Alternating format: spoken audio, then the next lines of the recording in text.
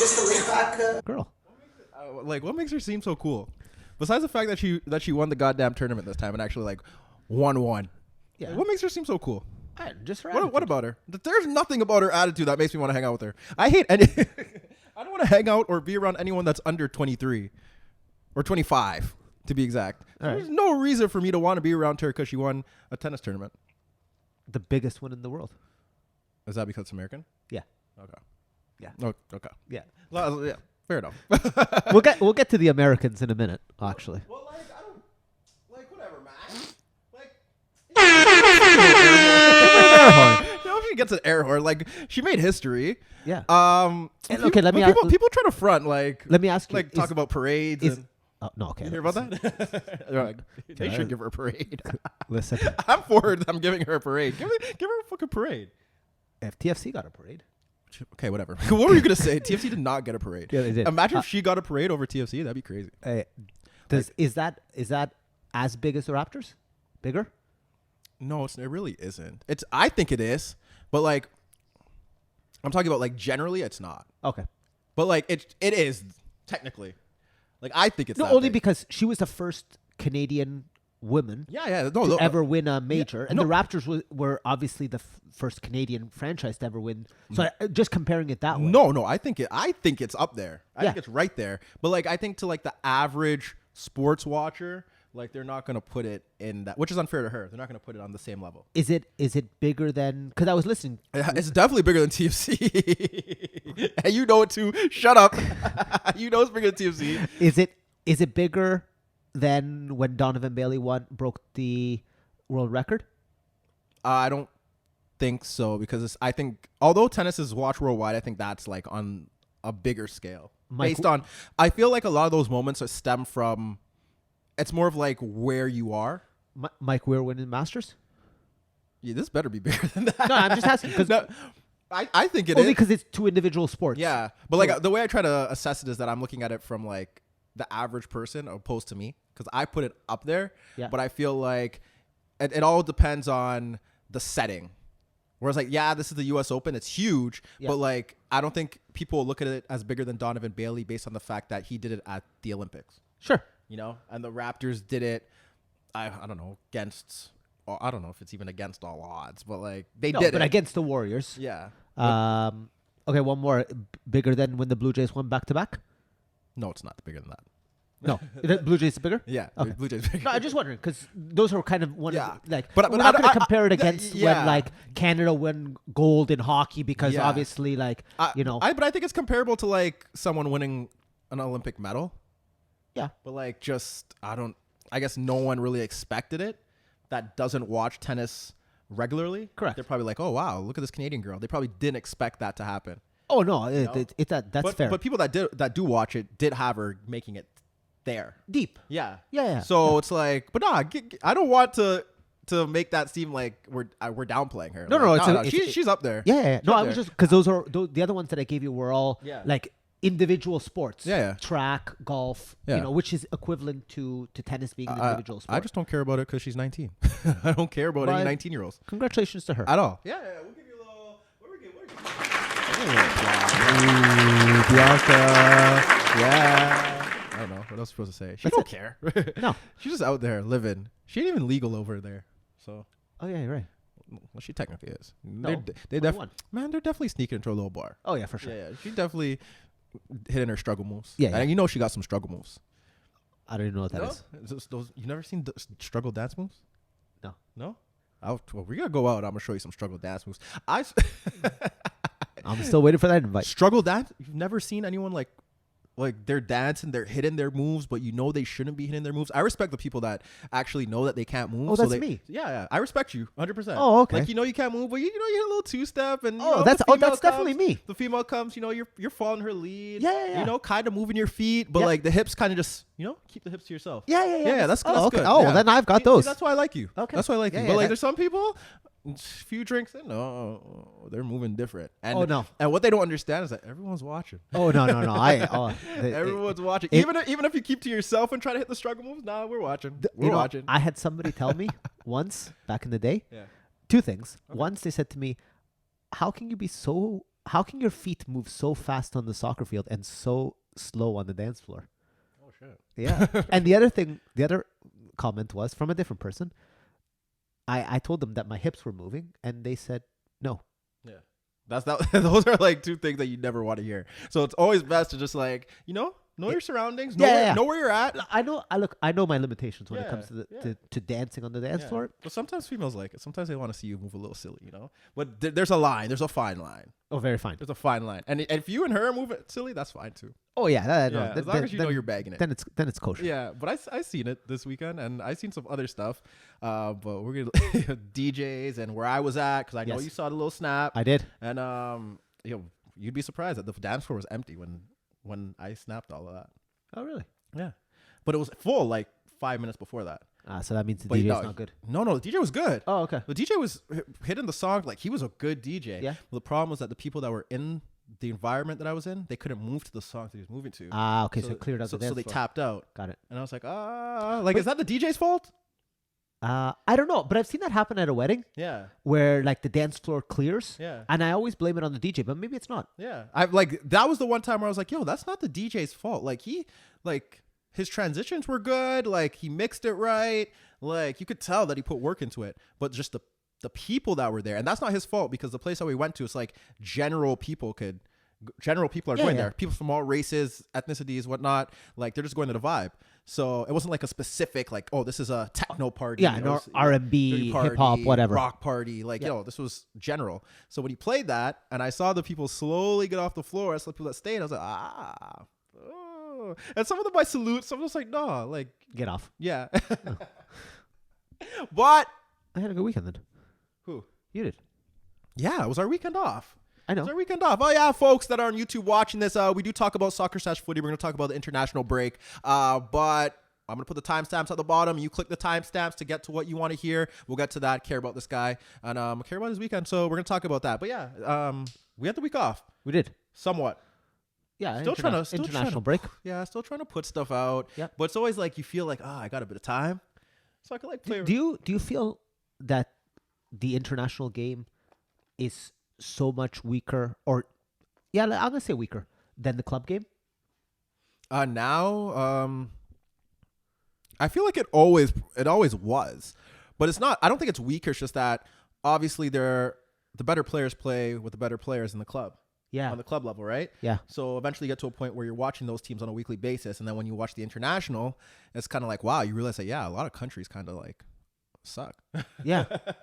Yeah. Right? You kind of. But is it because, and we'll get to these other teams in a minute, but do you feel that the smaller teams have maybe closed the gap with those bigger teams? And at the international level? Yeah. No. Like I'll give you the Northern Ireland, Germany example. Like in years gone by, that Germany team, and maybe it's just because that German team is not as good as it was in previous years, but and even Italy, Finland. Yeah. I mean, I remember 4 or 5 years ago, Italy's beating Finland 5-6-0. Yeah.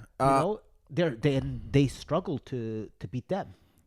I feel like obviously it goes cycles. Every country goes through a great cycle, and then it's time to kind of like transition. I feel like a lot of the big teams or the larger nations are going through that process right now. Like I feel like even Spain, for example, Spain fielded like they could field like 3 teams, and I feel like they're doing that right now. Yeah. They're using this to like test players and see who could fit in where. I'll ask you this question after, but I don't think that I don't think that's the case. I don't think the smaller teams are getting that much better.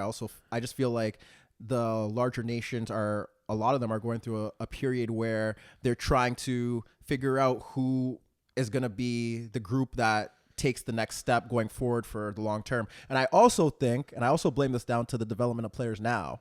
And I feel like I always gripe about this, that I don't think they're that good. No, I don't think a lot of these players are that good in comparison to what was being developed before. And I don't know who we are to blame for that, but someone deserves the blame. Yeah, like a lot. Yeah. Well, I do have some questions for you, but I'll save them for a little bit later. Okay. I don't know how you want to. I'll let you produce. Oh, yeah, I don't even know how we're gonna do this. But week. I do have some. I if you want to break down some games, we can do that. But I do have some questions.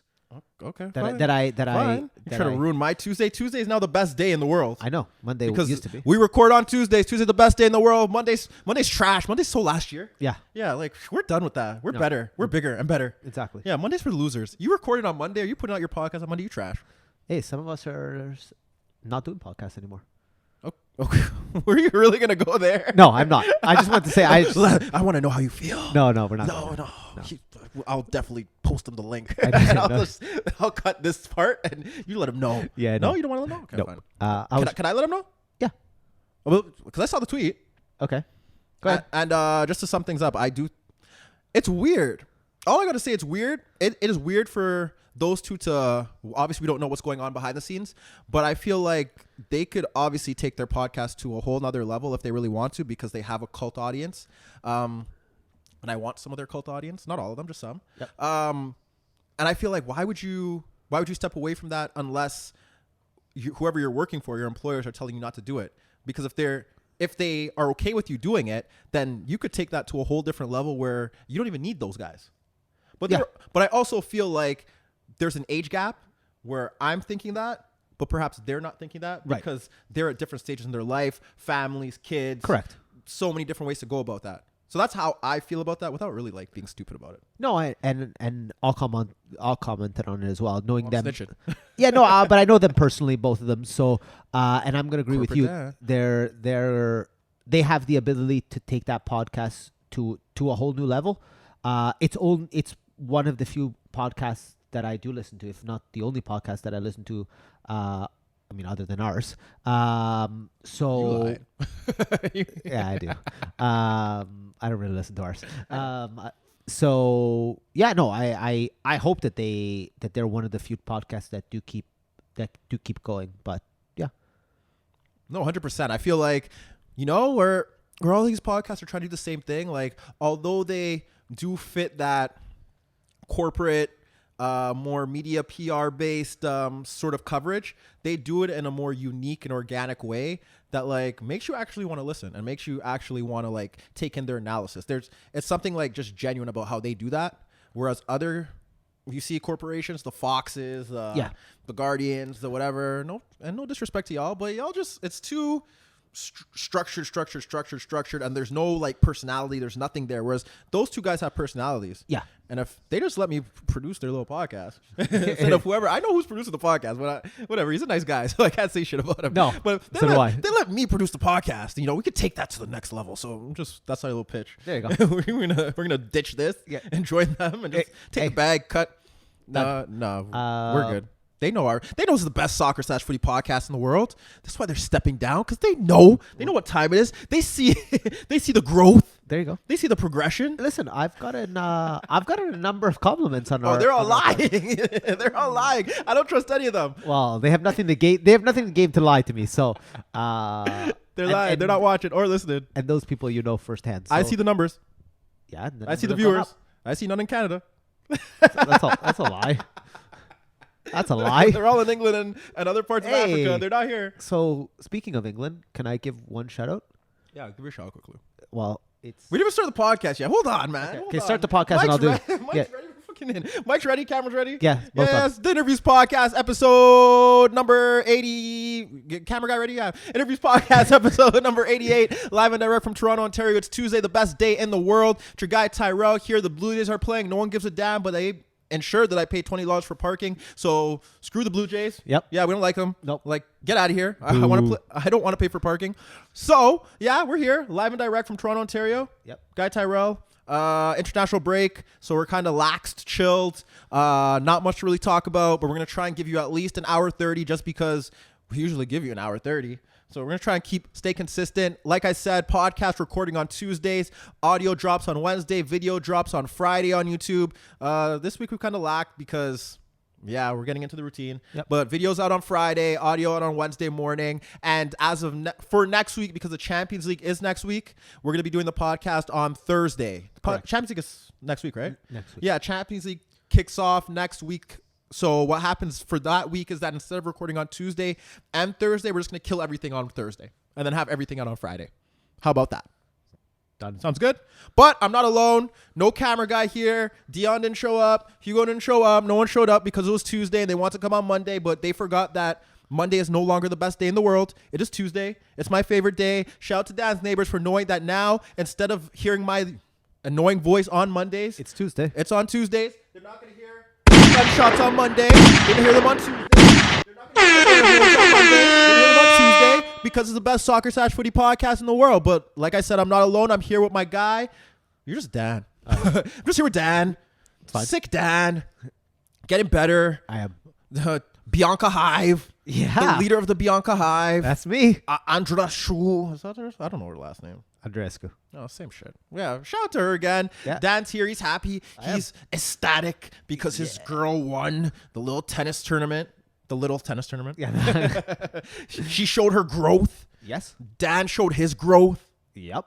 How are you? I'm good. It was a laid back weekend, actually, to be honest. Yeah. Didn't hit the streets? I did not. It's kind of crazy. The one weekend where you have off, kind of. No. It's kind of weird because we don't have it off because there's so many games. Like for me, I look at my PVR and it's like so many games that I need to watch within these next 3 days just so like I'm caught up. On international games? No, not international. Like club games. Club games. Okay. I didn't get a chance to watch, but I said international break. I'm gonna watch them. Okay. And I forgot their actual international games that I should probably do videos for. Okay. So I kind of did that. I don't know. I watched a number of games this over the international break. None of them really, other than maybe that the Netherlands Germany one. That was probably the big one. That was the most high profile one. But the rest of them, I don't know. I don't really get excited for those international games anymore. You hate it. I loved Italy, Armenia. You hate it. Oh well, I'm glad you watched that one. Yeah, I enjoyed it. Like I said, I have some questions that I will ask you. Okay. Interviewer Dan. Yeah, I will. A little journalistic bag. Yeah, exactly. Look at you. But before I do, I'm gonna give a shout out because Yeah, give it your shout. Who are you shouting out? it's exactly. How dare you shout out? Well, you should know this. How dare you shout out this person before I shout out my people? Well, who do you want to shout out? Shout out who you shout Well, out. it's as we film this, it's exactly midnight in the UK, so I'm gonna give a shout out to my sister, whose birthday it is exactly right now in. Oh Manchester. shit! Is shit really her birthday? Yeah, September 11th. Whoa. Anyhow, so does that makes her like a Libra, right? Yes, it does. Oh, really? Yeah. This makes a lot of sense. I know. I'm gonna get into why it makes a lot of sense. I get along with no Libra. Well, It was my mom's birthday too. We don't get a lot. No, I'm joking. My mom's cool. There you go. Yeah, but she don't get a shout out. So yeah, I want to give a shout out to my sister, whose its birthday is right now. Number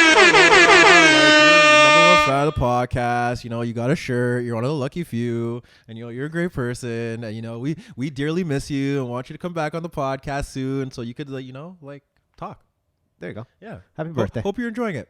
Yeah. Yeah. I gotta now wish you a happy birthday again. Yeah. So there you go. But yeah, shout out to her. Anything that happened this week before I shout out anyone else? She got lucky. She gets that one. No. No, nothing happened this week? No big news. I mean, we mentioned already Bianca. Damn, nothing happened in the soccer world? No. Everyone kind of chilled out, right? Yeah. International break, like I said. Break. Nothing happened in the city? No. Tiff is on. Yeah, y'all gotta get out of the city, man. Tiff is on. JLo's in town. She your girl? I heard about that. There were like people booing her because she was wearing some like What? You should never boot JLo. They're booing her because she was wearing like some animal fur. Oh, I don't care what she's wearing. But you know, like they're applaud that. No, but they're out. They're out because like the whole Chick-fil-A thing that opened too, right? Yeah. Are you gonna try it? Yeah. Where is it? It is at Young and Dundas, I believe. Are they lining up? They were. Okay. I hope they're not now. No, I think it's calmed down. I'd hope so. Yeah. Shit. If it's calmed down, I'll give it a try. Okay. Just want to know. Have you ever tried it? No. Okay. No. I've tried it once. But you've been to the States more often than I have. Yeah. So, I know it's quite popular. Yeah, in it the is. South? Where did I try it? Yeah. No, I tried it in LA. Oh, China. Okay. Yeah. Okay. So we'll see how that I thought goes. maybe when you were in Florida, I thought it was popular. No, I didn't go there. I went to Shake Shack instead. Oh, okay. That's another popular. Overpriced. Yeah. Yeah, but that's like that's popular there. That's the popular, right? Yeah. Lines. Crazy. Really? Yeah. All the time? Yeah. Well, wherever we went, there was a line. I was like, I'm waiting here. My buddies already ate. But that doesn't exist here, does it? Shake Shake Shack, no. No, okay. But you wait. Give it like 5 years. Okay. They'll be here. Because Chick-fil-A was just a U.S.-based chain, no? Yeah. Okay. It's the first one that they've opened in North America? So they say. Sorry, in Canada? Yeah, I think so, yeah. Okay. I haven't seen any anywhere else, so we'll see. That opened. Tiff's here. Is downtown still crazy? Like on King? Yeah, it's closed right now. Yeah? If you're trying to get down there. I don't know, man. For next, I think it's to the end of this weekend. I know. I see all the Instagram videos. People are out till 4 a.m. 4 a.m. last call. Waiting for the celebs. I thought you would be out for 4 a.m. last call. No, no. It's international break. Laying low. Fair enough. Try to rest up. Yeah. Next week will be popping. I know. That's why. Next week will be crazy. Yeah. I don't blame you. What else happened? That was it. Nothing happened. I hit the streets. That's about it. Yeah, man. I hit the streets and behaved myself. So I think that's all that matters. You did. Yeah, on Saturday I behaved myself. Sunday kind of chilled out. Friday, I forgot what I did Friday, but whatever. It don't matter, man. But you're good. Yeah. You ready to talk about some footies? I do. I like I said, I have some questions for you. Yeah. I don't know if you want to break down some games first or how you want to do this. I don't know, man. But we're asking some heavy hitting questions because this is the best soccer/footy podcast in the world. Big shout out to the YouTube subscribers, everyone that follow us on Facebook, Instagram, and Twitter. Make sure you follow and like. Make sure you subscribe. I'm supposed to tell you all this stuff. You don't have to listen to it, but one day you will. Shout out to the new listeners, the returning listeners, the listeners that won't come back but eventually will when we blow up, and shout out to those that may not come back but know someone that will. So yeah, refer them to us and you could go. We appreciate you coming. We appreciate the listens, the likes, the watches. Keep doing you. Shout out to those on Android, on your Android apps, iTunes, Spotify, Spreaker, iHeartRadio. Shout out to those on Quora. Shout out to the independent men, independent women. Shout out to your little Bianca Hive, the Fabs De Gea clan, TFC Live. Shout out to who else we shout out, man? We shout out a lot of people. Your Inter people. Those are not my people. Those are not my people. No shout outs to Inter. You didn't play this week. You didn't win. No shout out to you guys. Maybe next week if you win, we're gonna give them a shout out every week they win. Okay. And when they lose, you trash. we're just riding the wave for a bit. No, you're riding the wave. Yeah. Growth. Yeah. Not me. Come on, Dad. No. Get with the times. No. Shout out to those the Clip Draw Gang, Toronto Podcast, everyone that's doing their thing. Shout out to all the guys. I got some crazy shout. What? Shout out to construction workers. Okay. My Tim Hortons and McDonald's workers. Okay. They keep doing their thing, especially the ones at 24 hours. Yes. We don't give them enough credit for working 24-hour shifts or being out there past 12 in these Toronto streets. We got to give them a lot of credit. Okay. Because they don't like the stuff that I see. Yeah. Oh, crazy. Okay. Yeah, because I don't know why I'm up at those times, but yeah. you're a crazy guy. Shout out to the old folks at the gym, getting their workouts on, keeping me motivated. I always tell people, the juice heads don't get me motivated, man. It's the old folks that are in there at 60, 65, giving 30 to 45 minutes of their day. Like, if they could do it, we could do it. Big shout out to them, man. Shout out to the dudes that buy other dudes' bottles because it looks like they're on romantic dates. Yeah, man. Those are good guys. Okay. Those are good guys, man. Shout out to Sean. Sean ain't never going to listen to this. Yeah. But Sean's a good dude, man. Okay. I see Sean seeing a little couple in the little booth over there, and he pulls up, gets them a little bottle of wine after they already had a bottle of wine. That's a nice guy. It's like, I saw you guys over there. I'm here listening. It's like, saw you guys over there. You guys look like it's on your first date. They're not on their first date. But you know what? I don't even work here, but I just wanted to give you this, because romance was in the air and we don't see this enough. I was like, yo, shit. I should have brought someone here and just try to act all romantic. And what happened? They got the wine. Oh, good for him. He gave them the wine and paid for it. Yeah. Really? And I was like, maybe he works there. And it's like, no, he wasn't working there because he was partying with everyone else. Oh. I was like, good for you. And I asked, I was like, do you know him? They're like, no. They were shocked. I was like, okay. So shout out to Sean, man. Shout out to Sean. Shout out to everyone that's in love, doing their thing on these Toronto streets because it's pretty foul out there nowadays. You see people in love walking around? Yes, I have. Oh, yeah? Okay, whatever. Let's move on. Shout out to them. Yeah, they're nasty. Yeah. We don't care. No. We're so against that. Yeah. Yeah. Toronto, best soccer/footy podcast in the world. But shout out to everyone, man. Keep doing your thing. Like I said, YouTube folks, you know what it is. Timestamps at the bottom. Click that and we'll get there. But if Dan ain't got nothing to say, I ain't got nothing to say. It's a boring week. International break. We don't got really much to do. We're just trying to catch up and be the best soccer/footy podcast in the world. So if Dan's ready and I'm ready, you guys know what time it is. It's the InnerViews Podcast, episode 88. I hope, goddamn, it's episode 88. We're going to take you now to the international break where we break down Euro 2020 qualifiers, perhaps some friendlies, and Dan's got some hard-hitting questions that perhaps I need to answer because it seems like it really matters to him. So, Dan, Let's start with your questions. Start with the questions. Yeah. All right. Let's start with your questions. What are you mad about? I'm not mad. I know you're mad. I'm not mad. Why are you mad? Who pissed you off? Who do I gotta fight? Who? I don't know if you can hear this. Right? I mean, it's a classic. Hold on. Pause that for a second. Pause that for a second. We can start that again. I'm gonna fight you. You know why I'm gonna fight you? Why? Because I asked you. Is that clip only on Instagram? Yes. Are you able to download videos off? No. Instagram? That's why I'm playing it. Oh, you pissed me off. We got the equipment. I'm joking. Well, play it. What is it? All right. Well, Alexi Lawless said that the U.S. versus Mexico is the greatest rivalry in international soccer. Where did he say that on? What's channel was he on? It's on Fox Soccer. But yeah, I shouldn't ask that. He's on Fox. Yeah. Do you buy what do you think? First off, what do you think of that? Well, what are you surprised? He's on Fox. No, I'm not. Hey man, shout out to Alexi. Alexi, man, whenever you want to kick it, we could kick it. You could sit right here. I'll sit on the chair. You sit right here. I could ask you some hard hitting questions. Okay. He's supposed to say that though. No, I know, but he's supposed to say that. Hold on. The only reason why I even bring his name up is because, and not to defend this guy, but you take a run at, and we have in the past, both of us, at Tim and Sid for staying outlandish stuff. Yeah. You know? No. Hold on. Be fair. Don't add Tim in there. Tim's an innocent bystander that just works with him. Sid. And has to deal with his Sid. Yeah. Sid. He has to deal with Sid? Yeah. But Sid, yeah, we get at Sid. So every single time he dips his mouth in soccer. Should we not have a go here? Because the greatest international rivalry was his quote. Well, I'm gonna ask you. Which rivalry is better? Off the top of my head, yeah, I can think of one, and I know there's more than the one that I could think of. Brazil, Argentina comes to mind. Yeah, that was the first one that came to mind. Okay, we got one. If we can name 5, then yeah, we gotta get them out of here. Brazil, Argentina. Is Italy, Germany a rivalry? Holland, Germany. Okay. Wales, England. I don't know if they're that much bigger. Scotland, Ireland, is that a rivalry? Oh, for sure that is. Chile, Argentina. Croatia, Serbia. Yeah. Scotland, England. Portugal, Spain. Yeah. Germany, England. Yeah. But Spain, Italy. I don't know if that's a rivalry. Is that a rivalry? Peru, Chile.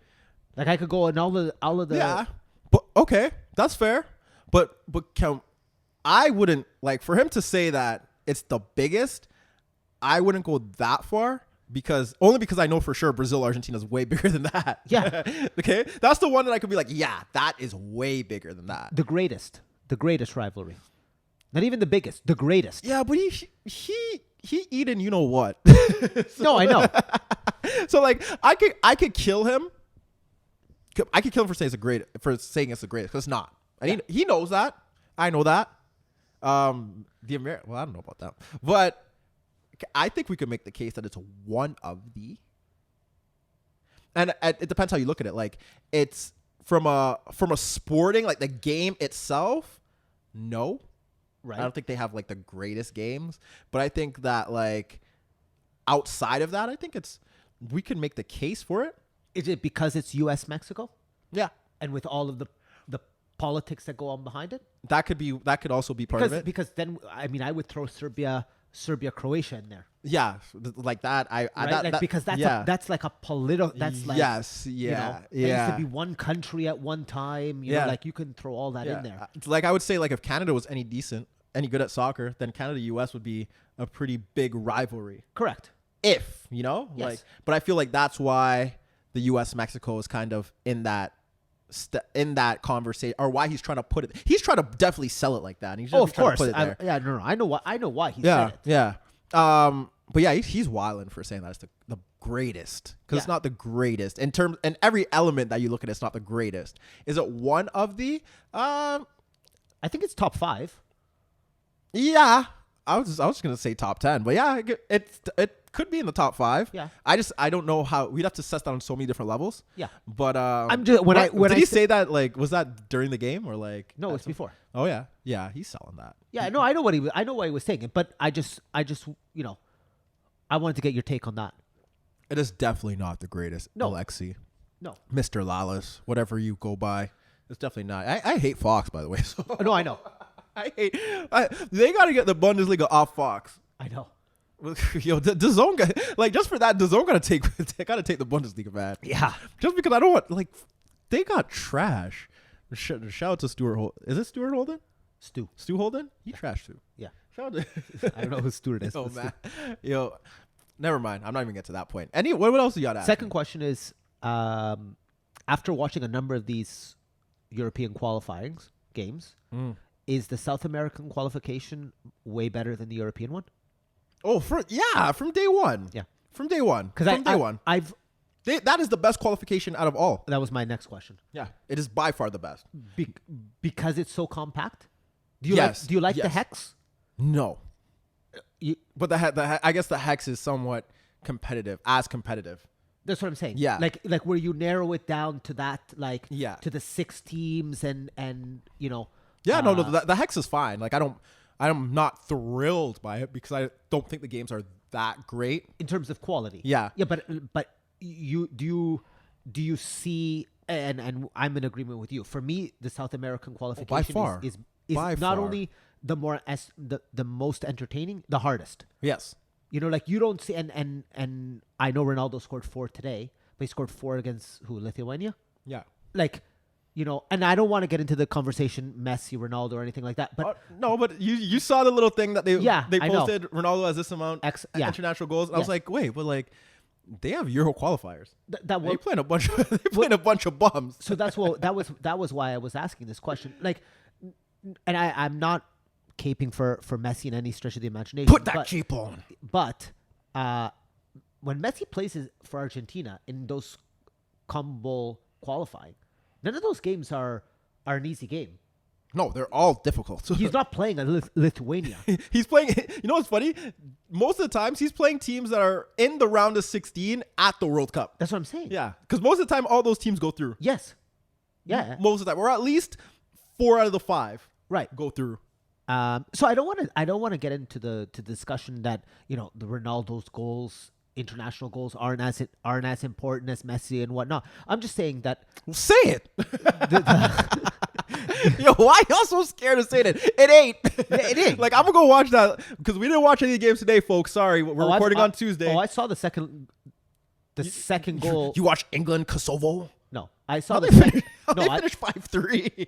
I don't know, but Kosovo scored in the first minute, by the way. Yeah, I know. You saw the Portugal Lithuania? I saw Ronaldo's second goal. Yeah, I'm pretty sure I could have saved it. Yeah. I'm not going on. I'm not even going out on a limb. Yeah. Like, I've said some crazy stuff on this podcast, but I'm pretty sure I could have saved it. I'm gonna message you when I see it. Yeah. But like, I look at it, it's like, yeah, we could say it. I'm gonna say it. Like, some of those goals don't matter. No. So like, when I look at it and he has all those goals in international game, like, relax. Like, we don't gotta go that far. Not to say that he wouldn't do it in the South America qualifiers. No, it's just different. There's not the same amount of games. And yeah, that's all I could say. Yeah, no, I just want to know if you rank that South American as the most entertaining. Yeah, but that's my problem with the stupid tournament that's going to happen in June, where everybody's invited. Yes, like, and that was my problem with the last one. Oh, for me, I said that on here. I thought the mistake to expand that was wrong. Yeah, I always thought that that's why Portugal won. They know it. You finished 3rd in your group. Fabs. You finished 3rd. Yeah, Fab's trying to kill me for that. Yeah. I was like, yo, I wish we did the podcast. And Fab, you finished 3rd in your group. You should not win the tournament. You should have been eliminated. You should have been out. I always, until they did that, I always thought that the Euro was probably the most competitive tournament. No, it 100% was. And they ruined it. Yeah. Do you know how good it would be if we had 16 teams? Yeah. You have Belgium, France, Germany, Italy, Portugal, England now, Holland. Yeah. Like, we're almost half of the teams are good. Yeah, exactly. So someone got to get bounced. Yeah. Somebody back in the day asked me to rank those tournaments, and I ranked I said Euro is number 1, the Copa America is number 2, and World Cup as number 3, and then Gold Cup. Yeah. As the hard, like in terms of difficulty to win. Yo, African Cup of Nations ain't harder than the Gold Cup. Oh, sorry. Shout out to the African Cup of Nations. I forgot. You hated it. I forgot about them. Sorry. Shout out to Mo Salah. Yeah. Yeah. No. Disrespect. But I found now, you know what? I found that the Euros was watered down, and I looking at these qualifiers and some of those teams that are in second place. Oh man. That's my Northern Ireland beef.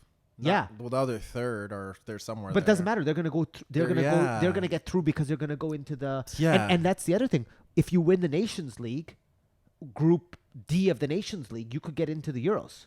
So you could get Azerbaijan in there, like no, like they're trying to like do the little whole fairy tale story. No, I don't care about the fairy tale story. Give me 16 teams. Like I said, 16, and you have Belgium, France, Portugal, Italy, Germany, Holland, Spain. There's someone else that's good there that I haven't named. There's one more good team. Yeah. We're at 8. Yeah. So I got 8, and there's groups of 4. So one of those teams got to play each other. Yeah. It was great. Oh, England. England. Yeah, they're just there, but yeah. No, but England. Yeah, England, Croatia. Yeah. That's 9. Yeah. Even Serbia was to always have a very competitive team. Serbia, Switzerland. Yeah. We're at 11 out of 16. Yeah. That 16 is perfect. Yeah. Now you added a bunch. No. Keep those. Sweden isn't bad. Sweden. You know? Iceland, if you want to throw them in there. Yeah. Wales. Like, I don't know, but like, it's bad. Yeah. No. I don't want these extra teams. So that leads me leads us to the qualification. Was there any games other than, we'll break down that, I guess, the Dutch against the Germans. Was there any other games that really? There were a lot that I did not watch. It's just because I looked at who was playing. Like, I don't want to see Spain like give no disrespect to like the Rodrigos and the Pacos, but like I want to see your full team. Yeah. Like I don't want to see you giving certain guys chances to like. No, I watched La Liga for that. Yeah. I don't know. That's just how I felt. So I didn't watch them. I know Croatia like tied Azerbaijan. Did they tie Azerbaijan today? I think they did. I don't know. Someone tied someone. Yeah. And that's how I felt about that. Well, what was your take? Who did you really enjoy? I'll get to you first. I didn't watch France because they played no one. They played Andorra, no? Andorra today. And sorry. Did they play? They played. There was a mix-up in that game. That was the talking point in that game. They played Albania in the first game, and they played the wrong national anthem. Oh, really? Yeah. See, I didn't even know that. Yeah. Wow. Yeah, they played they played the Andorran national anthem instead of the Albanian one. And how did that go down? The Albanians waited for them to play the right national anthem. As they should. Yeah. Yeah. Yeah, so it was like a huge mix-up. They played Albania and Andorra. Like, no, I don't need to watch you do No, exactly. I watched the only one that I watched that I thought was worthwhile. Turkey's first in that group, by the way. Which group? Turkey, France, and then Iceland. Really? But they're level on points, and I don't know why they're in first. I don't know how many games have they played. Did Turkey beat France? That could have been it. Because if it's head to head, then yeah, it could be that. Whatever. So I watched that Germany Holland game. Okay. By the way, this is usually not how the podcast goes, folks. This is the best Soccer Footy podcast in the world, but we really got nothing to talk about. No, I know. So we're just kind of winging it right now, and we're getting through it. I don't know. You know what? The Germans really are. You know, when you talk about going through that stage, that transition period. Yeah, tell me why you don't like them. No, I don't. It's not that I don't like the Germans. I just feel like they're really going through a transitional phase, and I think the Dutch are coming along quite well. I'm not going to put the Dutch in any of those favorites to win Euro, so you're not gonna catch me on that. I was trying to squeeze that out of you. No, you're not gonna get me there. But I watched the Germans play even against Northern Ireland, and they had many chances to kill off that game. But that's the one thing that kind of surprised me of the Germans. They've always been that cutthroat team that would put 5, 6, 7 past you. That game, they just couldn't score. They had plenty of chances against Northern Ireland. Couldn't put the ball in the back of the net. Their defense looked extremely slow. Okay. Extremely slow in both games. Okay. In the Northern Ireland game, as well as the Dutch game. Mm-hmm. They're going to get out of that group. It's not. There's no way they don't get out of the group. But I think that team is not going to be as good as people think they are come the Euros. How good do people think they're going to be? Well, people are going to obviously attach their name, the team to the name, and expect them to do big things. I see them getting maybe to the quarters. Okay, that's not a little bad showing. Well, for them, you expect them at least to the semis? Yeah. At least, minimum? Yeah. Well, who's going to stop them? I think they're going to have a tough time against Spain and England. Really? France, yeah. Yeah, I don't think France, perhaps. I don't think they match up well against any team that move the ball. Or they would beat England. You think so? Yeah. A lot of those players will not be at Euro 2020. A few of them. The German or the German. The only thing that's certain for me is the front six for Germany right now. You don't think Sula's there?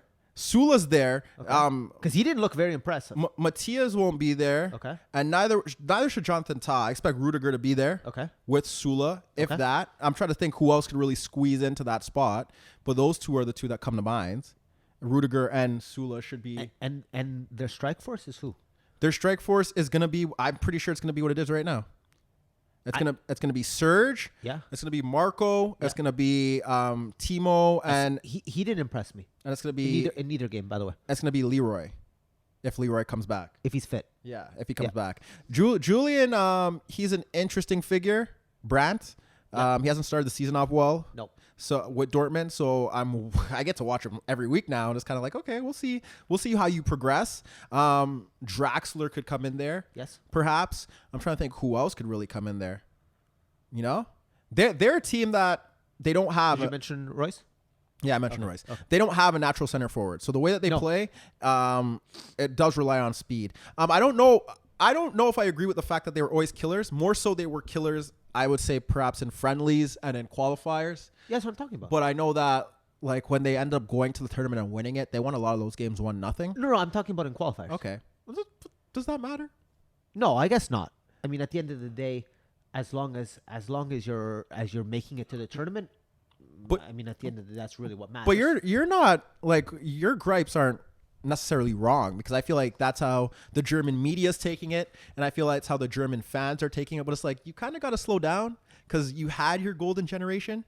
Like, obviously the players that you had from 2000 and, let's say, we could go even further back, 2008, but like 2010 when, we could go back to that too. But that was a pretty good team that lost to Italy. Yeah, that was. I thought they should have won the tournament. Yeah. But like, obviously Italy was Italy.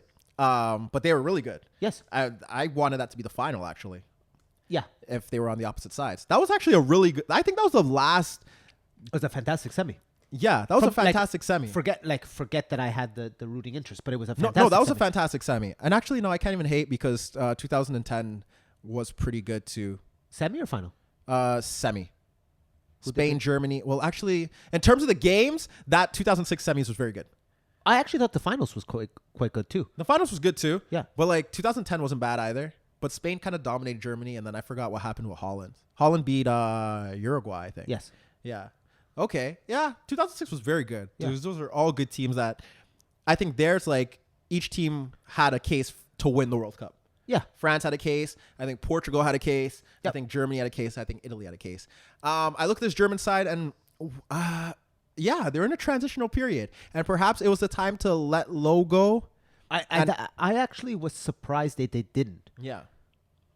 But I look at it, the front four is going to be the front four. We know that. Unless someone really breaks out, what they have is what they have. Mm-hmm. So Low has to find a way to play. He has to find an approach that maximizes their talent, which is why I think he went with what he did against Holland, which we'll get to in a second. The midfield is the midfield. Mm-hmm. Kroos and Kimmich is the best midfield duo that they have, unless they bring in Emre Can. They have Gundogan. Who did play for the last 15 minutes against Northern. I don't know if did he play against the Dutch? No, he didn't. No, but he played the last 15 minutes of Northern Ireland. They have what's his name? Weigl. Yeah. So they have a nice base, but it's Cruz's midfield. It's Tony's midfield. Yeah. Oh, absolutely. And Tony's still a cut above pretty much everyone. Yes. So that's his midfield. At the back, it has to be Rudiger and Sula, unless I'm missing someone. And then the fullback roles, they're kind of up for grabs. Yeah. But they've always been up for grabs ever since like who played it? Was Lom, and then they had, and even there, the right back position when they won the World Cup, that was up for grabs. Because I forgot who was playing there. Wasn't it Lom? No. Oh no. He played right back. But he played midfield in that tournament too. Did he? Yeah. Okay. Someone played there. I forgot who it was. Wasn't it thing? Arsenal. Who's the German center back at Arsenal? Mustafi. Oh, Mustafi. You're right. Yes. So they always had an issue there. But when I look at their team, it's like they are a team that can control games. They play quick in tight spaces, but they're more cut out to play on the counterattack. They kind of remind me of the team in 2010 that had Ozil, that had Muller, and they broke quickly. Yep. And that was the way that they played. And I feel like that's how they kind of have to go about it at Euros. And I think that if they could just find a solid foundation defensively, then they could be okay. Big ask. Yeah. Still a bit early. I liked how they played in the first half against Holland. I know a lot of people did not like it, perhaps because they were at home and they played on the counterattack. Yep. I know Virgil said he was a bit shocked. Yeah. And apparently, that's not how the Germans play. But I thought they played fine. I thought Holland didn't cause them any issues. I thought they had the better chances, and that goes to the point where perhaps they should have finished some of those better chances. Yep. It's kind of Dortmund-ish. Yeah, a little bit. Yeah. You know, they were sitting off a bit deep, but they neutralized what Holland was doing. And I don't think Coleman did anything really special that changed the game. They just made mistakes. Yes. Because they have players that should not be playing for that team. Correct. And I think that is where Low has to find a way to either hide those issues, mask them at the tournament, or the better players have to step in. But that game in itself, I don't think Holland did anything spectacular. Frankie scored his goal, just a bit of a switch off. Yes. And Genie. Yeah, he came into the game after. He plays fantastically well in that orange shirt. Yeah. But I like the way he plays a little bit more advanced. I know he can't do that for Liverpool for obvious reasons. Yeah. But I liked him in that more an advanced role that he plays for, or at least he has a little bit more of an attacking sense when he plays for Holland. Yeah, because Frankie sits deeper and floats around. Darun does whatever Darun was supposed to do, which wasn't much. No. He reminded me of an Italian that I'll get to later. But Darun did absolutely nothing. No. And like I don't. How do you rate that? Well, that was a must-win game for Holland. Correct. Because if they lost that, they would probably they'd still make Euro, but like it'd put them in a hole in the group, right? No, I know.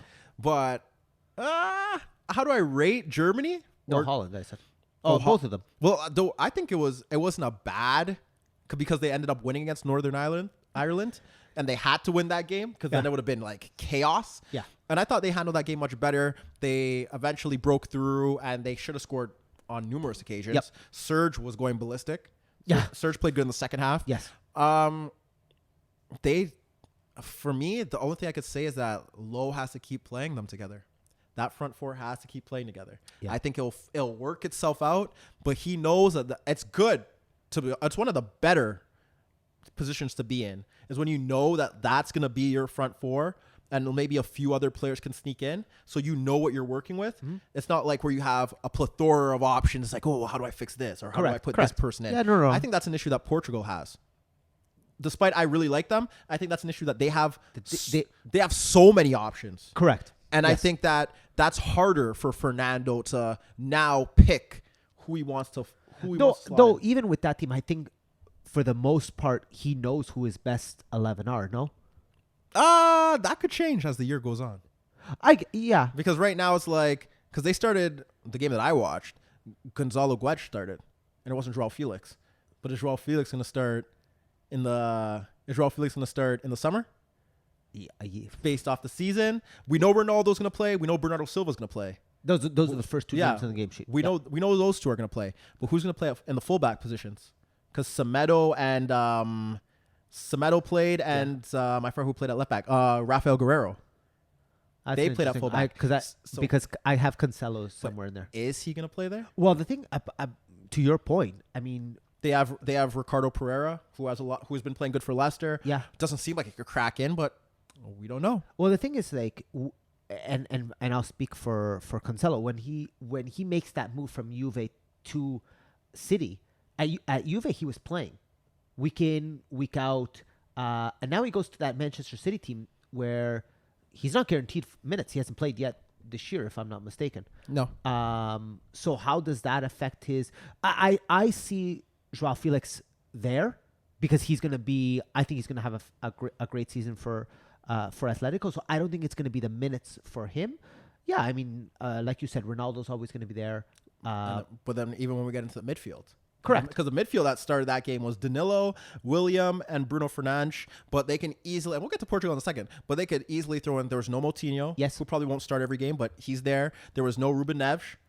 Correct. I forgot who else is in the midfield. But who are all playing for Wolves. And the thing is that because the seasons are so long, and, Wolves have already played 6 Europa League games. Yeah, like those are a lot of miles that are going to be put on those legs. They're not young guys. Yep. Well, Moutinho's not. Is, yeah. Moutinho's not. Yeah. And even Ronaldo. Yeah. I know that probably Sarri may utilize his minutes and whatnot, but if Juve have the run that people are expecting them to have, deep Champions League run, Coppa Italia, which maybe he won't play every game, but in Serie A, he's not a young guy, and you could say the same thing about Joao Felix. Yeah, how does he handle that grind with Atletico? Correct, because now it's on 3 fronts. Yes. We'll get to Portugal in a second. Sorry. But back to Germany, it's like I think that his situation is fine, where they know who their front 6 is probably going to be. Correct. And now it's about getting them to play with each other, finding the combinations, finding what system works. And then I think the easier part is sorting out the backline after, or not even the backline, but just how you want to approach the game without the ball. Yep. And I feel like if they could work on that, because that's not really an individual thing, it's more of a unit, how they defend as a unit. I think if they could get that fine-tuned, then they know how they're going to go about it. So I don't think it's the worst situation to be in, but obviously when you look at it, they're not the favorites to win. To the general public, they might be just because of the name, but if you're watching it on a week-to-week basis, or you're watching their progress under Low since the last major tournament, you don't put them up there with France or Belgium or Portugal. Who's your top 3 right now? I just named it. In that order? Sorry. Not in that order, but those are. If in an order, it would probably be France, Portugal, Belgium. France, Portugal, Belgium? That's your top 3 going like right now. Obviously, when Euros come. Yeah, but it's really tight. Okay. It's really tight. You got to give France, based on the fact that they have all the power, all the star power. They, like Portugal, were there in 2016, and I think France deservingly were there. Yeah. And they're champions now. Yeah. So that comes with... mine is the same order. The same teams, different order. I have France still number 1, but I'll switch you the Belgium and Portugal. So who's second? Belgium. Okay. I have nothing wrong with that. Yeah.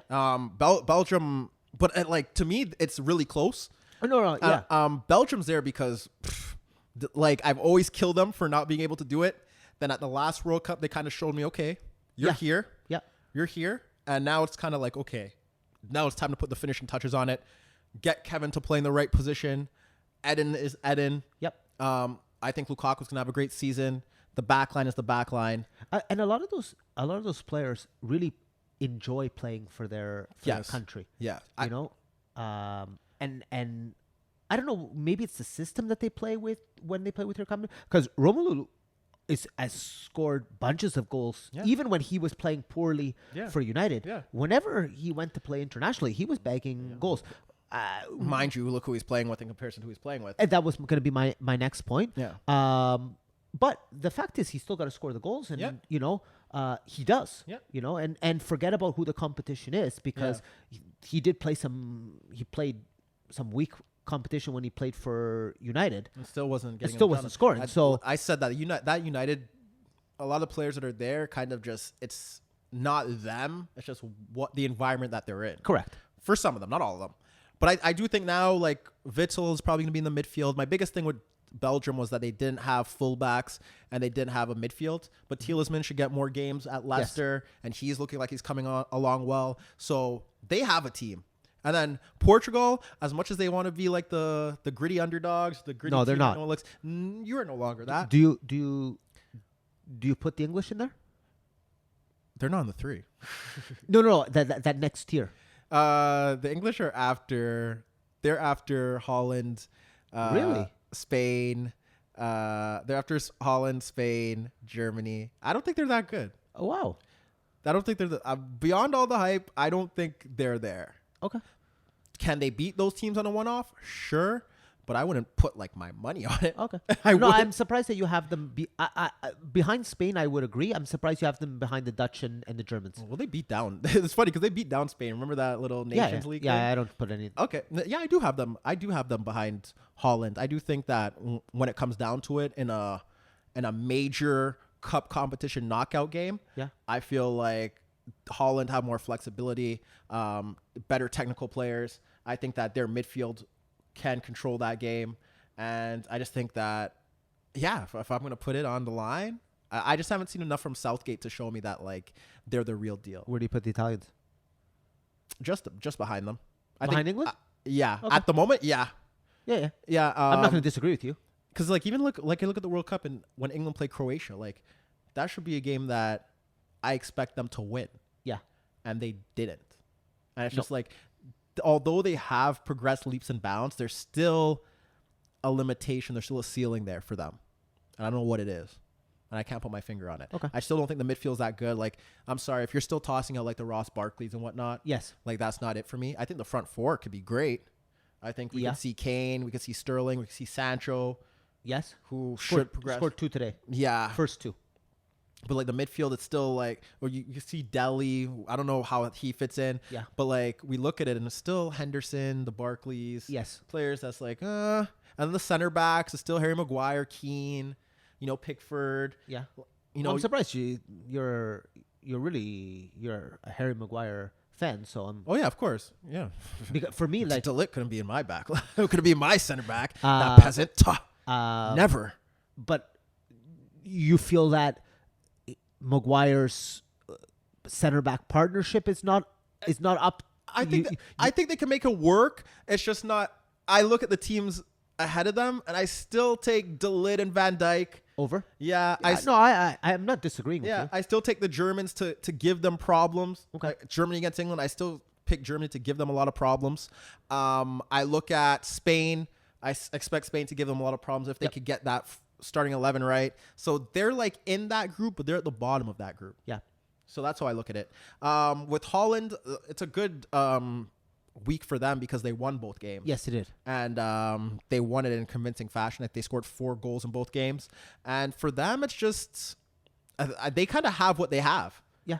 Like, it's also the same thing. Like, Coleman knows what he has, and they are flexible, too. It's going to be Van Dijk, De Ligt, Blind, and then I don't even know who played Dumfries, or sometimes they switch proms there. Like, they're flexible players. Yes. The midfield is Frankie, Wijnaldum, and then I guess De Roon. They Proper played for a bit in that Germany game. Yeah. And he didn't do too bad. No, he didn't. And then the front, it's going to be Babel, and Memphis, and then they toss in other players in there. Bergwijn, proms. That guy's turned his career around. At the international level, yes. International level? Yeah, both of them. Both of them play really well at the... Okay. Yeah, because Memphis kind of had a dip after he went to United, right? Yeah. Because he's supposed to be much better. Yes. And then, although I watched him at Lyon, ups and downs. Correct. But when he plays in that system, it works, right? Yeah. You could see the potential. Yeah. You can see the... So, they're there, but at this moment, it's like they're not there. Right. But like I said, in a month, you just have... All you need is to have a good month. Yeah, but we always said that. Play lights out in June, And you're good to go. And you're good to go. So see about that. Portugal did win their 2 games. I honestly didn't watch either one. They beat Serbia. Which is that's a bigger accomplishment than people give credit for. Serbia has a problem because Serbia, I don't think they know their best 11. Yeah, but we've said that. I've said that about Serbia for years. It's Mitrovic and Tadic, but they still have Jovic on the bench. Yeah. I don't know what's up with Milinkovic-Savic. Boy, did the hype go down. Yeah. 100 million. Remember that? Yeah. I watched them play. I was like, oh, yeah, worth 100 million. Nope. This is what else I say about the pedestal? We put these kids. Like, don't tell me that this kid's worth 100 million pounds. No. And then he goes to the World Cup, doesn't do jack. Yeah. And then look at his career now. Yeah. Like, no one's really talking about him. No. I haven't watched Lazio this season. Lazio should have cashed in when they had a chance. They should have. Yep. That would have been. That's a fair amount for that club. That would have been the finesse of the finesse, right? Yeah. So I look and it's like, okay. But as Portugal, they got the job done. Yeah. I forgot all this. It was very individualistic goals and mistakes that en route to the goal. But that's kind of how they went about things. Ronaldo scored at the end. Okay. Bernardo Silva played great. As usual. The midfield 3 that they played that game, I feel like that's going to be the midfield 3 that they play in the big games. Yeah. Even though Tadic had his way with Danilo. Yeah. If they had a bit more quality, that could have been a totally different game. Because Mitrovic is always kind of on an island. Yes. Tadic is creating chances for others, but when they got into good areas, they couldn't. Boy, is his career resurrected since he left Southampton. Yeah, but he was always good. No, I'm not saying Yeah, that he was. I'm not saying he was bad.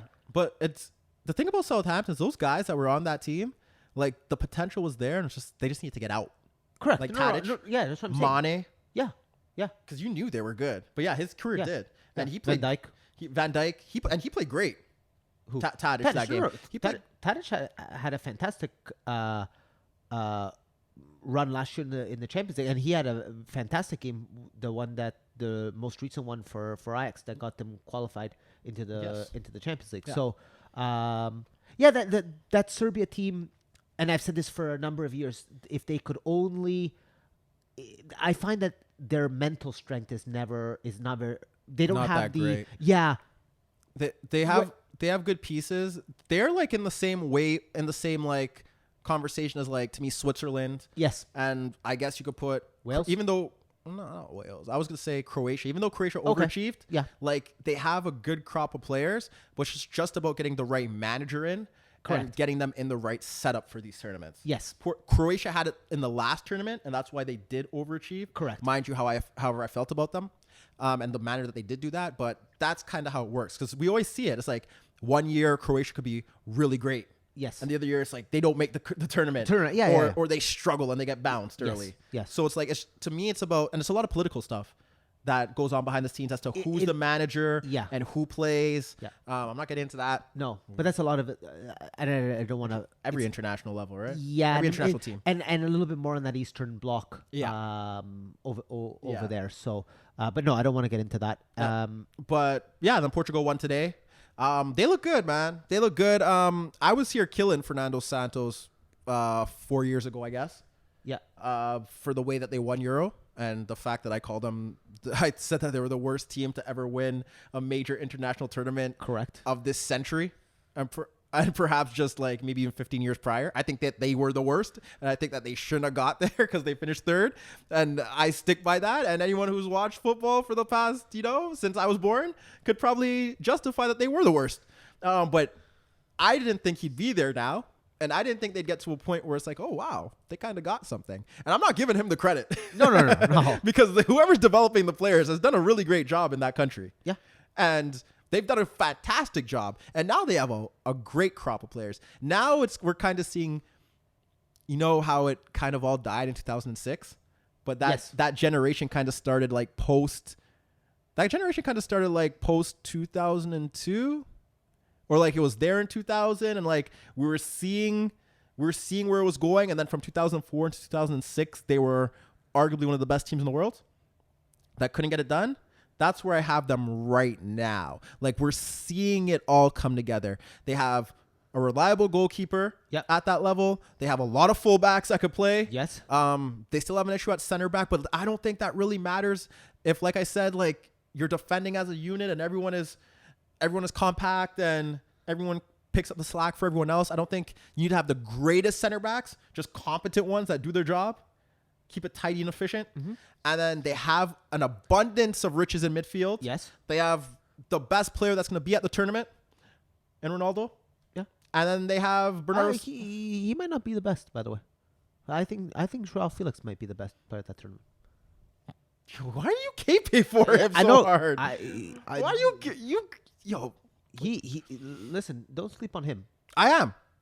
I am sleeping with both of my eyes open. Okay. I'm watching. Yo, gotta relax. No. I saw Corrigan saying that like he could be like Dermot. He covers La Liga, and they're like, like the money could have already been well spent.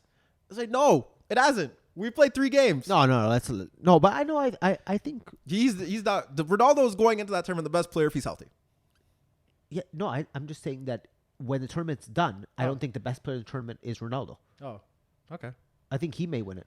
Okay. But Ronaldo ain't going to win the best player of the tournament regardless. They're going to someone else. I'm just saying that he is the best player. Okay. Sorry. I thought you were saying he's going to win the best player of the tournament. No. I'm saying. But you saw my. I'm saying he is the best player. I don't care about that.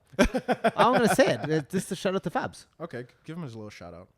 So Portugal has won the UEFA European Championships. They won the Futsal Championship. They won the Nations League, and they won the Euro Beach League champions.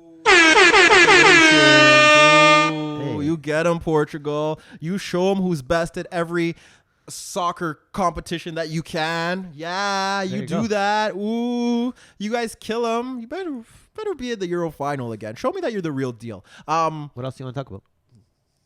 I don't even think I was done with them, but I'm just saying that, like, yeah, like now it's like now you gotta perform. Now you gotta, to me, it's like you gotta win again or get to the finals. I mean, the pressure the pressure is on them. The thing is that I think they're built for this historically. Yeah, but I think for some funny reason, I don't think the pressure is on them. No, it will never be on them because people always. They'll go with the traditional names, the Germans, the Dutch, the English. They'll have some. France, the biggest pressure is on France. Oh, for sure. But I think there's some nations that are going to sleep under or sneak under the radar. Portugal's not one of them. They're one of the favorites. You think so? Yeah, they are. Anyone with a footballing brain has them as one of the favorites. Oh, anyone with a remember what I said? Yeah. Anyone with a footballing brain. Do you let Belgium sneak by then? No, Belgium has a lot of... Portugal, the only reason why Portugal doesn't have as much pressure as perhaps Belgium, for one, is the fact that Portugal already won the Euro. Okay. Belgium hasn't won anything, and that's their goal. That's their golden generation. Correct. And the only reason why France has more pressure because of the way that they lost the last tournament. Okay. And the fact that people are expecting them to do the whole dynasty trifecta. Yeah. But besides that, no one else should have any more pressure on them than Portugal. Yeah. England will always have the media on them for whatever and hype them up, put them on a different level than they're at. Yes. But besides that, Spain doesn't have that much pressure on them. The expectations are low at the moment. Same with Germany. Italians. Same with Holland. Like no one in those, Italy too. Yeah. No one in those countries are like, oh yeah, they should win. No. But like Portugal, it may not be. I don't know how the opinion is in that country. But if you're watching this on a week-to-week basis, if you're seeing how they're developing the players, if you're seeing the players that they have at their disposal, yeah, man, y'all got to at least make the semifinals. At least. Bare minimum. Just like how the Germans may feel like that's the bare minimum. Correct. Or people that watch them on a global landscape. Portugal, like, semifinals. That's the barometer. They have the resources to do that. Well, we're off them. Okay. Because you want to get off them. I watched Italy, both games. Oh, sorry for that. No, I'm not sorry. Why? I like watching those games. Okay. I learned a lot. Because you're Italian. Yeah. I support them to the fullest. Yeah. What are you going to tell me about those two games? Because I did. You watched both? Yeah, of course I did. I would hope so. Yeah. You're fake Italian. Yeah, I know. So I wouldn't be surprised if you didn't. I watched both. Ooh, you shocked me. Ooh. What did I learn? Yeah. I learned that they keep winning with Roberto. Ooh, yeah. Ooh, they keep winning. Yo, shout out to my I have never killed him. Nope. I'm phony. I don't care. Okay. Nope. I thought I said this when they hired him. I thought he was the best hire at that time because he's one of the few coaches that can develop some younger talent. Did we argue about that? Yeah. You told me that he wasn't the right hire. Oh yeah, long term. Yeah, yeah. And I told you it was the best hire to bring in some young Italian, and he has done exactly that. Yeah, but they trash. Hey, some of those young, They trash. some of that young talent is finally producing. Sensi's supposed to be my guy, but he trash. but he's not built for that level yet. No, But he's supposed to be my guy, so I got to cape for him. I know. Berna was your guy too. He didn't have a very good game. No, he did not. Yeah. He's letting you down. I saw what they were trying to do, back three, Emerson high. Yep. Chiesa ain't really doing it either. Oh, I thought he was okay. And bits and pieces. Yeah. He has his moments, but he drifts in and out. Correct. I think both games, I think the second game, I think they dominated both games. The biggest issue that I take from it is the same issue that the Chelsea midfield has, is the fact that the midfield is so slow. And when you push, for instance, because Emerson high, you get bombed down that side for the most part. Correct. And sometimes Florenzi did keep his position and Izzo did keep his position. Like, I never saw Finland scoring, barring the stupid penalty. Yes. That, was a penalty? Yeah, it was a penalty. It's since he got to relax. Yep. He lost that ball. Yeah.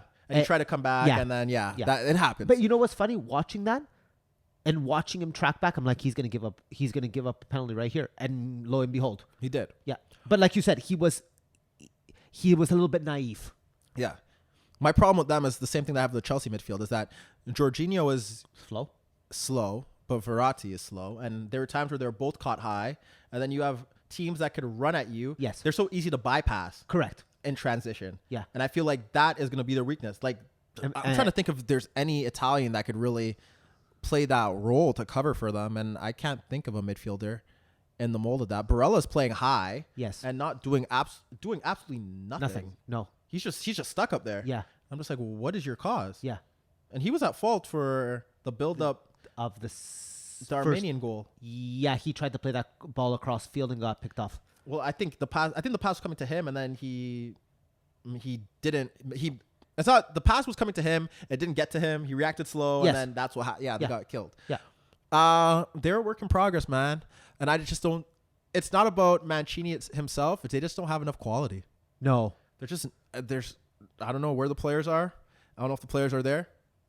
Are they hiding somewhere, like in the mountains or in Serie B? Like there's no one. Somebody asked me this, and I know that. I mean, I answered it honestly, and I'm gonna ask you. He said to me, it's Juventus's fault for not playing Bernardeschi more, and it should be the Italian clubs that play the Italian players.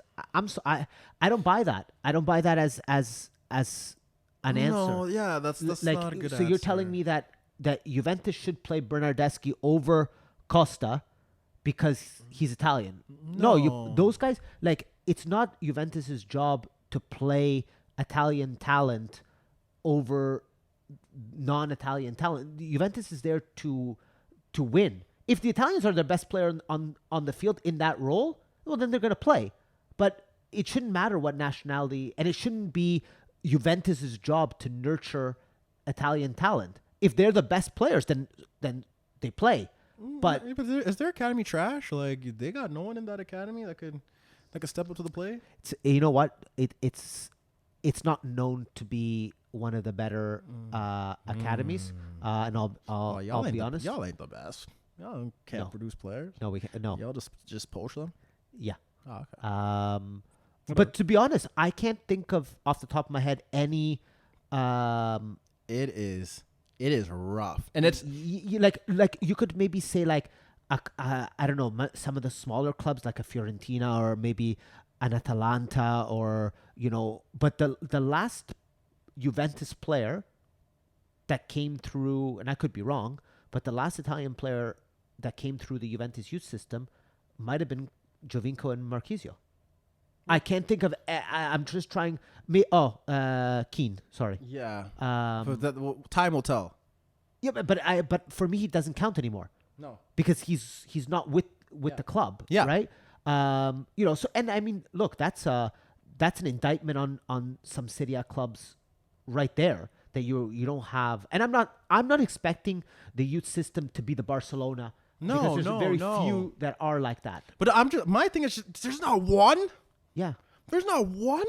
And the reason I don't buy that is because you can have players. There are players that don't always play for their club on a week-to-week basis or play for a bad club, but when they play for their national team, it works. Correct. I think of like a few years back, Isla on Chile. I think about Giaccherini when he was playing with Italy. He didn't really play week to week for Juventus, or when he went even to Sunderland for a bit. Yeah. But when he came back for the national team, he was always like a great utility player, someone that could come in and do a job.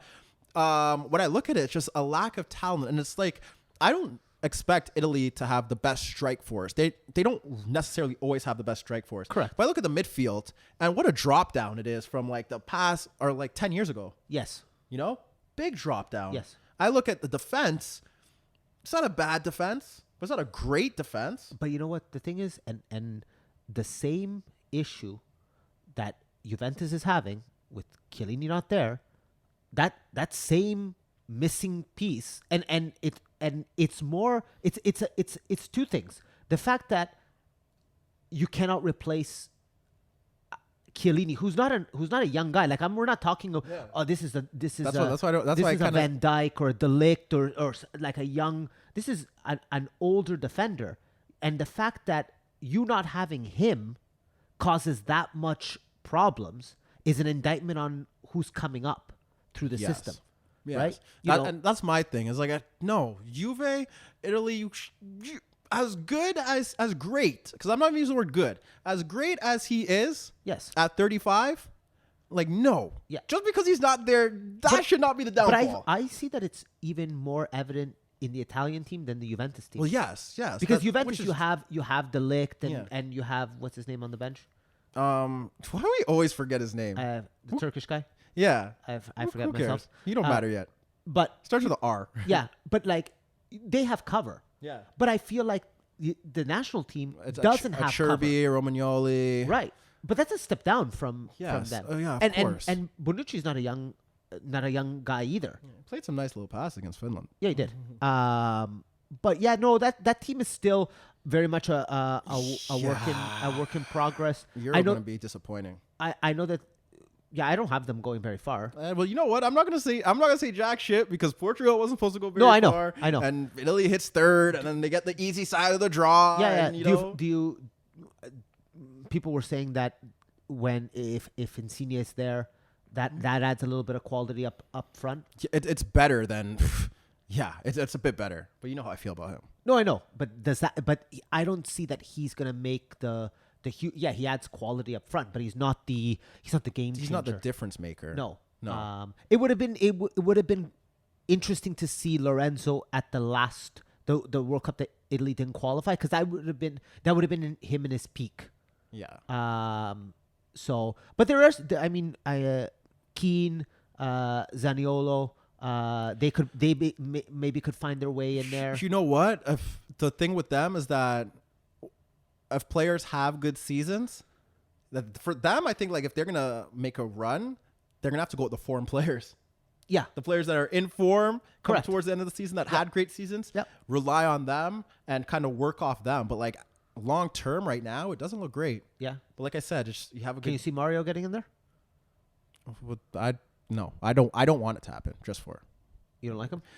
It's not that I don't like him. It's just like I feel like that's something that they don't need. Okay. The media, the Balotelli, Mancini, they don't need that. Okay. They don't need that. So I don't want him there for them. Yeah. But for anyone that doesn't care about them, of course they want Mario there. Why would they not want Mario there? Right? No, if I'm an Italian, I don't want him there. No, you know what? The thing is that he's a talent, but I've always said I put him in the same breath as Cassano, who had the talent. But just petulance, just absolute nonsense. Yeah. Like it's sad because you look at Euro 2012 and it's like, okay, he's here. He arrived. Yeah, and then there's too many chances. No, done. People got to stop being optimistic. Great name. That's about it. Yeah, I'll leave it there. No, stick with the Immobile who can't score, even though he did score. He did. Stick with the Belotti who a bit limited, but. He had if he can get into his stride, if he can he might not be a bad. He's not the and you refer to it. Their strike force isn't the Italian strike force of years gone by. But even when I look at those, like they were like the A-class strikers. Correct. They were just under. Maybe Right. B, some like just hovering under B- strikers. Like they weren't great strikers. Some were very good. Correct. With that weren't household names outside of Italy. Like, who are you referring to? Because in 2006 when they won, they had household names. Yeah, but like I mean, like outside of Italy, like Who? Luca Toni wasn't really like Okay, yeah. like a household name. Yeah. Gilardino wasn't really like in Italy he was, but like he wasn't like okay. Inzaghi was because of the Champions League. Yes. But even Inzaghi like But Totti and Del Piero were. yes, okay, fine. Right. But Inzaghi wasn't like a well-rounded player. Like he was a great poacher. He was a poacher. Yeah. But even then, when I look at that, like they weren't like they're actually I can't really say that. Del Piero was kind of like towards.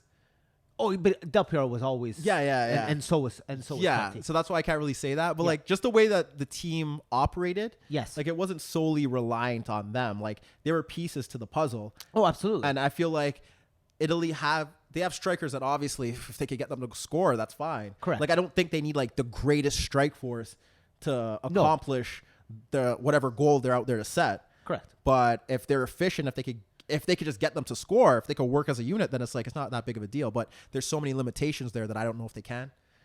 Yeah.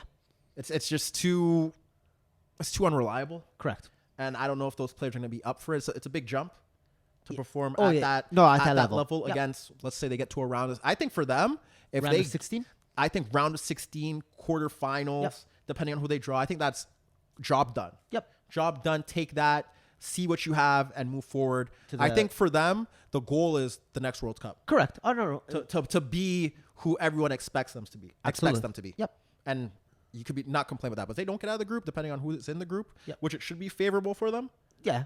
then that's a disappointment. Yep. Who else do we got to talk about? Talk about Italy. No, we don't talk about Poland.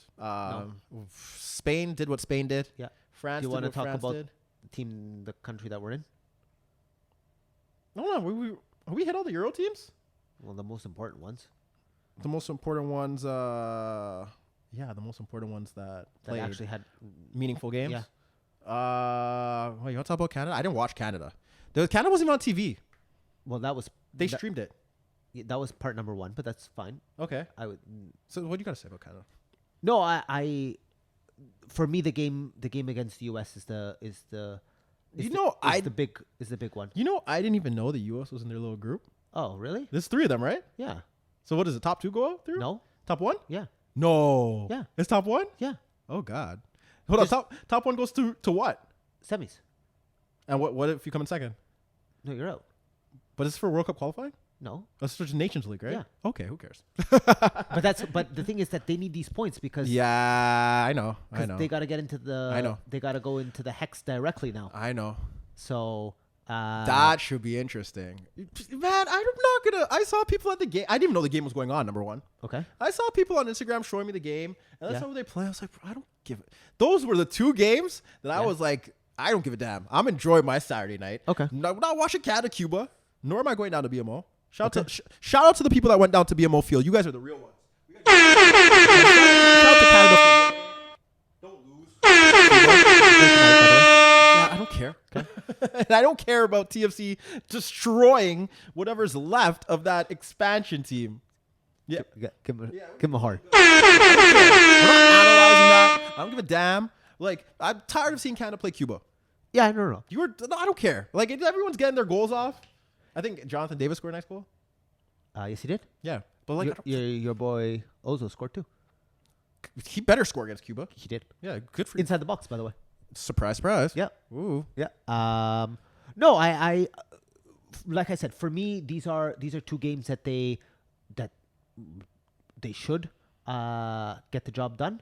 And it's the games against the US. And they've got to win those 2 games if they want any hope of trying to get into the top 6 get through to the World Cup qualifying. Here's my thing. Yeah. And I know you went to that little Herdman. How was that, by the way? The little Herdman talks. I'm calling it Herdman talks. Actually, you know what? To be honest, he was a lot more open than I thought he was. Good. I like that. He actually took and I'm not going to quote him exactly, but he said that his ego got in the way of the team in the who they lose to, Haiti. Did he explain why? He didn't explain exactly why, but he took the blame. Okay. Which I can respect that. Yeah. We can respect that. Yeah, like open mic. Yeah. In front of people, he stood up and said the loss was on me. And he said he has never felt that much pressure. And this is coming from a guy who coached the women's team at a home World Cup. He said that was the first time he really truly felt the pressure, and the pressure might have gotten the best of him. And I thought it was quite honest for him to come out and say that. I appreciate that. See, now I can't kill him that much. No, I respect him for that. Yeah, don't hide behind the bushes. Don't beat around the rug, man. Yeah, keep it real. But I didn't know, and he kind of alluded to something, that there was something going on in the dressing room. Something was leaked to the media. I don't know what he was inferring to. Yeah. Do you know what he's talking about? I definitely do. Oh, okay. So he kind of inferred that there was some locker room problems, but he said everything was cleared and they had like whatever. That's good. There are a bunch of young kids in there too, so like that's not even surprising. Okay. Like, I know some of these kids that play play there, right? Well, so it's kind of like, okay. Your boy Richie Larea had a good game. Yeah, man. Shout out to him. Keep doing you. I don't know what else to say. Yeah, good kid, man, and he works hard. He does work. And that's not even biased. I'm not gonna. No. You know, I'm not gonna ride that wave. But I like what I've seen from him this year. I don't know. There's not really much that we can say on Canada right now because we'll wait for the U.S. games. I think that's the barometer. That's where we know where they're at. Yeah. That's where we know if they've taken a step, if they've stayed the same. What is for you before we get off this? Win? What is for you? Win. Both games? No. Okay. You know what? I'm not gonna go that far because I feel like that's just setting ourselves up for disappointment and having to slander them. A point. Get points. Okay. Steal some points. Yeah. I think even at home, like. Well, the thing is that let's say they steal points home and away. Yeah. They beat Cuba 6-0. Yeah. So then the U.S. would have to. Yeah, I know. Right, like I mean, know. like let's not take people were like, oh, they beat them 6, but that's plus 6. Yeah, they kind of have to. Right. They kind of have to. Yeah. Yeah. Yes. Get points there, and I want to see how they get points. Like I don't want them to get points and like the U.S. has like 50 shots on goal. Correct. No. And they have one. Yeah. Get results. But also, like, the performances, they don't have to be great, but, like, see some progression. Okay. That's my with them. I'm always hard on the teams from home, but I'm realistic as well. That for me would be, okay, I could see where we're going here. Okay. Growth, right? Yeah. You're all about the growth. Yeah. TFC, I don't know. TFC, we're not talking about them. No. Because we're not talking about them when they're losing. We're not talking about them when they're beating down Cincinnati. But they do have a big game tomorrow. They play in New York. It's tomorrow? Yeah, they play in New York. Guess I'll tune in. They play tomorrow, and they play on Sunday at home against Colorado. So two big games because they're in that little playoff hunt. Yes, they are. You think they're going to make it? Yeah, but let me say that, and I've said this to you before. If TFC are who they think they are, and this is internally who they think they are, qualifying, getting into the playoffs as the 6th or 7th place team is not good enough for this franchise. Okay. Because they see themselves as a contender year in, year out. And they lie to themselves, but I know. But whatever, but that's what they're I know. That's what they're putting that out there. Why you lying? So this is not good enough for them. Yeah, shape up, boys. Yeah. Top 4. If they win the next 2 games, top 4 is still it's up there. And that's what I think they should be. Season's too long, man. They shortened it. So long. I'm just not a big fan of these of the playoff format. It's so long. It's in between times where like people don't care. Yeah, they have like a CPL problem.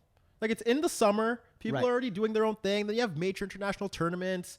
In between. Then it really gets, they play through. Then they play through, and it really gets busy once the major European leagues start, and then no one cares about that. I wish there was a way that they could combat that. Yeah, I wish they could play. You can't though. I know, because climate issues. Yeah, because it would be nice if they could play. Can't they just put domes on these stadiums? I mean, they could. Like have their season with every other season. Yeah, because then it's kind of like, well, you're following one, so you might as well follow both. But like, right, no one really. I don't know. That's a gripe that we can have. Who's it? Don Garber still? Yeah. We gotta talk to Don, man. We got him on the podcast next year. I'm telling you, we're getting some people on this podcast. We get the guys that don't want to do their podcast anymore. We get them on a little podcast. Oh, I'll ask them. And a T-shirt. Sure. What else? What else you got? What else do I got? What else do you got? I've got nothing else. Really? Nope. This is like the worst podcast ever. No, I'm joking. We did great. No, but we did great. Oh, okay. We did great. It was just like there's nothing really to talk about. Sorry guys who came here for the first time and thought that this was going to be this is the best Talker Such Footy podcast in the world. Come back next week when we talk about the Champions League. But sorry guys, there's not much to talk about this week. We don't really give a damn about most of the other teams that are playing just based off the fact that they're playing teams that they should beat. And secondly, the fact that it's kind of our break too, and we got games to catch up so we can inform you about your favorite clubs, because we can't watch everything every week like a lot of these podcasts try to tell you that they do, but they don't. Nope. And I would know that because I don't sleep. But that was the InnerViews Podcast, episode 88. Like I said, it's the best Soccer/Footy podcast in the world. We got places to be. I've been trying to use the bathroom since minute 1, so we're gonna get this off the air in a second. But like I said, we'll be back next week. We're gonna record next week on Thursday. We're breaking down everything that happened on the weekend, and we're gonna get to we should. It's the InnerViews Podcast. No, we'll leave it. We'll leave it. I would pick it up, but I was gonna pick it up. You should. You can if you want. No. Okay, fine. I'll call him right. I want to call him. No. But like I said, we're not going to do it next Tuesday like we've been doing based off the fact that it's such a quick turnaround from the Champions League. Yeah, you can answer it. You should put them on a little speaker so I can say hi. No? So whatever. Like I said, guys, that was Dan being corporate. Anyhow, don't apologize to them. They just had to listen to your little conversation that they didn't really care about. No, we'll see about that. Okay. I don't know how we're going to be able to do all that. You think I'm a wizard? Oh, sorry.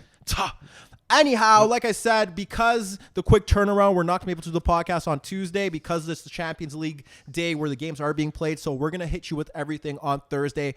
Audio will be out on Friday. The video will be out shortly after that in the evening time. So that was our episode 88 of the InnerViews Podcast. We didn't have much to talk about. Broke down everything that we thought mattered. If there was anything that we missed, let us know. We'll get to it next week. But you can find this podcast on iTunes, Spotify, iHeartRadio, Spreaker, and any Android apps on your Android devices. We upload videos on YouTube every single day. YouTube.com/theinnerviews. Subscribe, or at least that's what I'm supposed to tell you to do. You do what you want. It don't matter to me. The videos are still going to come out. We're still going to keep doing what we're doing because it's the best Soccer/Footy podcast in the world and soon to be the best YouTube channel in the world. Along with that, you can find us on Facebook.com/InnerViews. Like and follow and like. Instagram and Twitter, the InnerViews TV. Like my swaggy pictures. We've been kind of quiet because we have been on a break and I just don't want to take pictures, but we'll get back to that soon to flood your little timeline. And on Twitter, Dan's also on Twitter as well. Dan_Capobianco. You're gonna get him to say some stupid shit at some point. Once the Champions League and the real season kicks off, which is after the first international break, we'll get to that. And I think that's about it. Shout out to guys on Quora. I'll get back to you in a bit too. You guys have been doing great, and I enjoy answering your questions, and we'll get to that with my videos because I don't want to answer it with words. So I just toss out my videos and we get to that. But with that being said, I don't think we have anything else to do. Dan's got somewhere to be. I got somewhere to be. And we're going to enjoy our international break. And we'll see you guys next Thursday or Friday morning, basically. Anyhow, nothing else? Nothing else. We're good. That's your guy, Tyrrell. It's your boy, Dan. And we are out. Peace, love. Enjoy your weekend.